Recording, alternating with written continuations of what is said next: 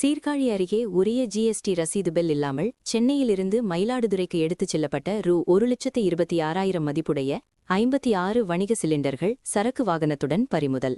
வணிக வரித்துறையிடம் ஒப்படைக்கப்படுவதற்காக தாலுகா அலுவலகத்தில் நிறுத்தி வைக்கப்பட்டுள்ளது. சீர்காழியில் நடராஜன் தலைமையிலான சட்டமன்ற தேர்தல் பறக்கும் படையைச் சேர்ந்த காவலர்கள் ஷீலா மற்றும் தமிழரசன் ஆகியோர் கொண்ட குழுவினர் வைத்தீஸ்வரன் கோவில் புறவழிச்சாலை பகுதியில் வாகன சோதனையில் ஈடுபட்டிருந்தனர்.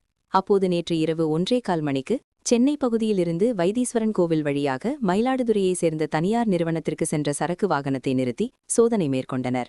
அப்போது உரிய ஜிஎஸ்டி பில் இல்லாமல் ரூ.1,26,482 மதிப்பிலான வணிக பயன்பாட்டிற்கான தலா 21 கிலோ எடை கொண்ட 56 கேஸ் சிலிண்டர்களை ஏற்றி சென்றது கண்டுபிடிக்கப்பட்டது.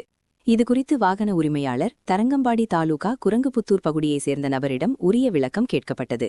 பின்னர் அந்த சரக்கு வாகனத்தை ஆய்வின்போது தேர்தல் பறக்கும் படையினரிடம் ஜிஎஸ்டி ரசீது காண்பிக்கப்படாததால் உரிய வரி விதிப்புக்காக வணிக வரித்துறை அலுவலர்களிடம் ஒப்படைக்க ஏதுவாக சிலிண்டருடன் சரக்கு வாகனத்தை சீர்காழி வட்ட தலைமையிடத்து துணை வட்டாட்சியர் பாபுவிடம் ஒப்படைக்கப்பட்டு சீர்காழி தாலுகா அலுவலகத்தில் நிறுத்தி வைக்கப்பட்டுள்ளது.